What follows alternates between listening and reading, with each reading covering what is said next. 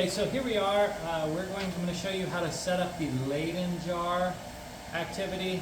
There's a little paper that goes along with it that gives you the list of materials that you have to watch this video in addition to know what on earth's going on. The materials that are listed in order that I have on here is the foam block with 4 thumbtacks in it. If they're not already in it, you just take them and spread them out. The idea for these thumbtacks is they're going to generate a space for your pan to sit on, so those 4 thumbtacks need to be closer together than so what that pan can sit on that.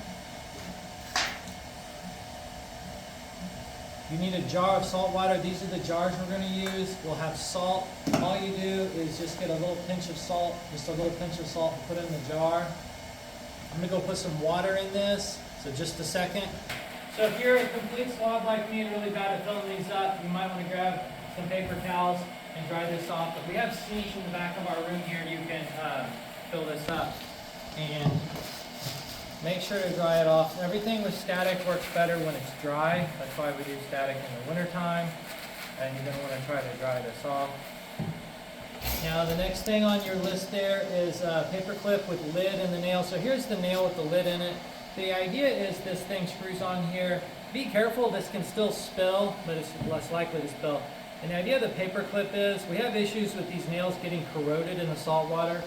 So the paper clip is basically a backup for the nail. If the nail isn't working, the paper clip will also work. Then it says you're going to need some foil. Now the foil is going to wrap around here, but you need a little gap at the top and the bottom. 5 inches is about right. And really if you just do a whole width of it, it wraps around pretty good. So the foil is going to go around the jar like this. You really want a little bit of a gap at the bottom and at the top. And then the rubber band, the idea of the rubber band is just to kind of help hold that tight. So you'll get it around there and put a rubber band on it like this. Now it could be when you get done, it could be that previous groups have already got foil made and there's just a stack of foils and you can grab those and you don't have to rip your own off. That'll depend. Of course you have the rabbit fur, we have some tape and a cup, and it appears like, and then we have a pan that will be on this before you see it. So this is of course the pan. The first thing you're going to do is tear off 4 little pieces of tape.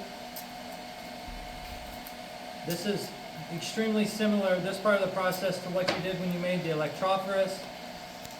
You put the tape on 4 points on this little cup. The size of the cup really isn't that big of a deal, it just needs to be a disposable cup. And then the idea is that they're kind of in 4 different corners. And then you can set it down in the center, and you're effectively making a handle for the pan, so you can lift and set up the pan without actually touching the pan. And so then to generate the initial charge, what you're going to do is you need to take these thumbtacks out. You really can do that later, but you just need to know where they go. Rub the fur on the foam. Put those plastic thumbtacks back.